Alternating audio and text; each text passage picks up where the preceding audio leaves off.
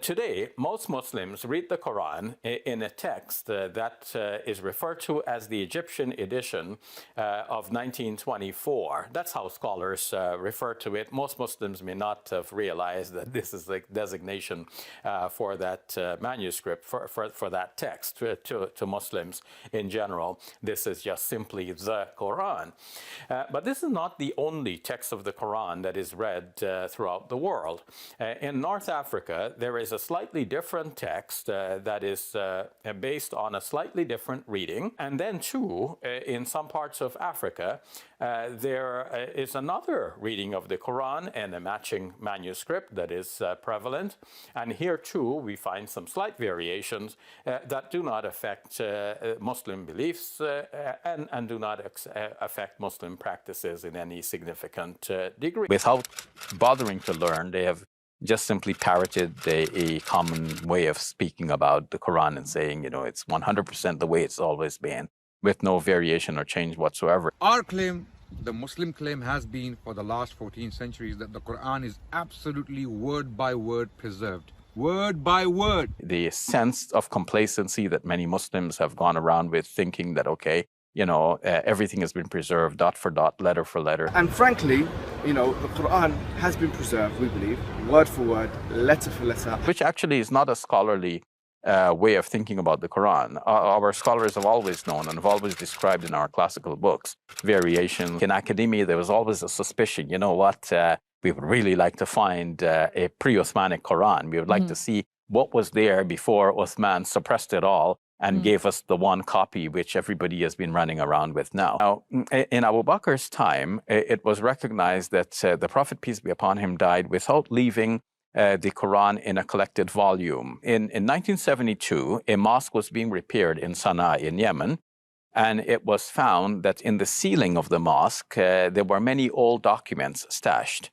And among the documents, some were Quranic copies, and there was one of particular interest that came to be widely referred to now as the Sana'a palimpsest. It's an erased manuscript. So somebody had a manuscript, they wrote on it, then erased it and wrote something else over it. The lower text shows some significant variations. There are variations of words, and sometimes the sequence of a verse, is interchanged there. And the sequence of surahs, chapters, instead of going with the sequence that we have now in our documents, commonly known as the Quran. Academics want to know the history and origins of things. They want to trace developments over time. They want to see changes and evolution and so on. So that became of keen interest to them. But largely Muslims have not had much reason from a religious point of view to be bothered by this. So I guess the question still stands, right? Like, how is it possible that there was this manuscript there, right, palimpsest, as you mentioned, when Uthman is purported to have sent out all of these manuscripts that were the official ones to different parts of the world? Other companions of the Prophet, peace be upon him, could have been compiling their own copies as well, or they could have written from their own memories, and that could be at variance with the Uthmanic Codex. If scholars were wondering, and they have wondered, like, what else is there? Like, did something else get suppressed that we would like to know about? Well, here, this comes, as a double-edged sword. On the one hand, the sense of complacency that many Muslims have gone around with, thinking that, okay, everything has been preserved dot for dot, letter for letter, which actually is not a scholarly way of thinking about the Quran. Our scholars have always known and have always described in our classical books variations in manuscripts, like, it's read like this by Ubay bin Ka'b, it's read like this by Ibn Masud, and so on. And in the Codex of Ibn Masud, it was seen to be written like this. In the Codex of Ubay bin Ka'b, it was seen to be written like this with this or that variations.